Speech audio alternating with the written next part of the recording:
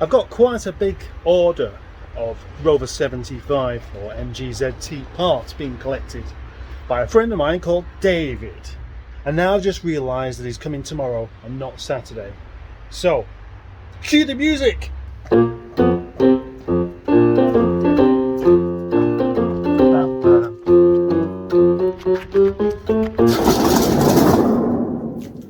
Perhaps I should refer to my list of parts. Now, a list of MGZT or Rover 75 parts doesn't sound that exciting to collect, but some of them are still on, the car, and so I can show you how to take them off, if you're interested, that is. One of the things is exterior door handles. Exterior door handles on the 75 and ZT do corrode, but they're also quite difficult to get out without the pins breaking. They've got 4 pins, and most of the time they don't want to come off. First job is an easy one, which is taking the door seal off of this 75 there. You're going to have to move. Second thing is an airbox, and unfortunately that's broken, so I can't really use that. And now, taking the exterior door handles off of the Rover 75. Here's what you'll need: doors with handles and some carpet to kneel on. That's always very useful. I would say a cup of tea, but I've just had one. Yeah. Before I film myself taking one of these handles off, here's one I did earlier. And the unfortunate thing is these 4 pins there, those 2 can end up breaking. So I took apart the back of the handle as well to find out why, and the answer is obvious, and now I know I can probably take the rest of these apart without breakage.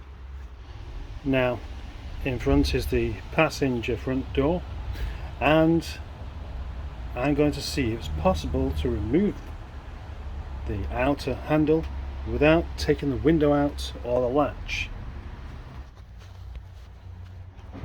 I don't think so. Going to make it easier on myself if I remove the window regulator and the latch and the glass and the speaker. For my purposes that is fine, because I want a bare door anyway. A window regulator and the latch and everything is all useful stuff to keep. First of all, I may as well release the glass from the regulator. So if we look inside that hole there, we can see a 10mm bolt and then another one just over there.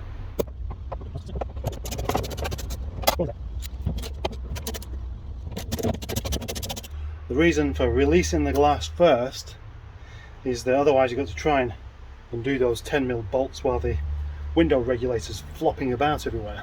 Speaker removed. Don't need to show you that, you can probably figure it out. 1, 2, 3, 4, 5, 6 to release the window regulator. I can't remember whether I did make a cup of tea before, whether I made it and drunk it without noticing or didn't. Whatever the case, it's probably a little bit too dangerous not to make one now.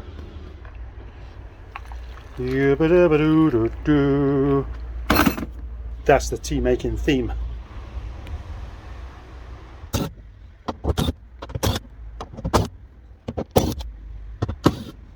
Release the plug.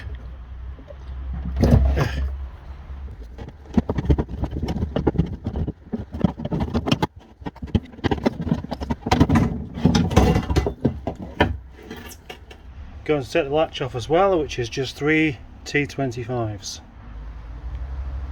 Now, the best way is to get a torch on the inside of there, just like so. And then the back of this handle looks like this. And to release the prongs, you've got to pull this out, just there. So can we see it inside there? Now, with the door facing the other way, we need to slide this across there. Tiny screwdriver and a little bit of paper.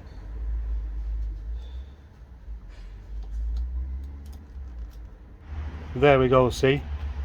What I need is a tripod for a smartphone. So now, in theory, the 2 back pins are released and they're the ones that break. So It's just going to be a matter of levering it gently with a screwdriver.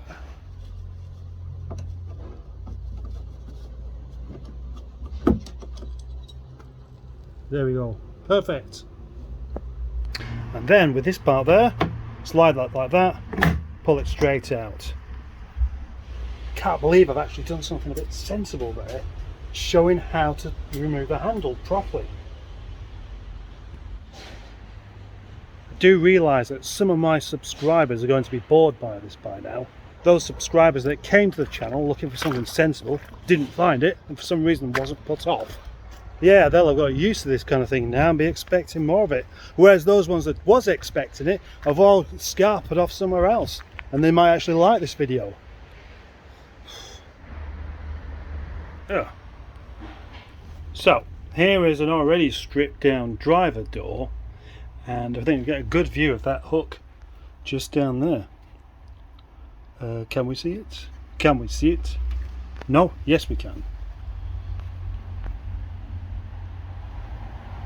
There, that's the thing. Pull that out and job done.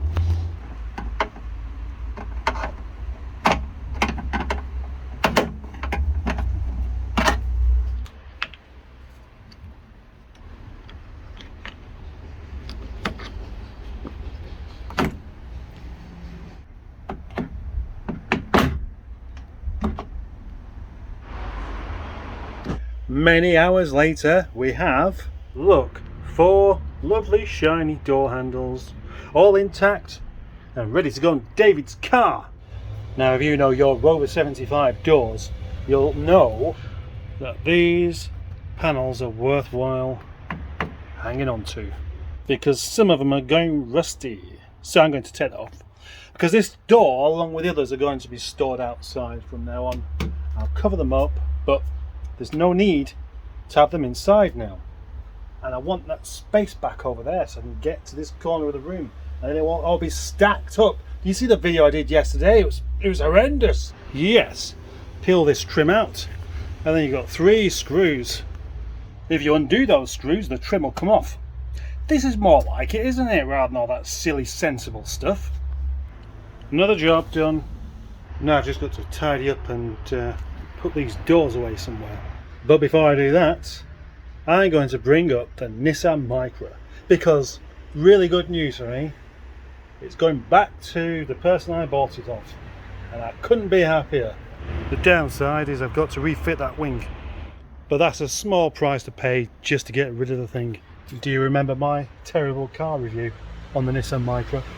That very Nissan Micra. It's the most disgusting car ever. Yeah, it is utterly minging.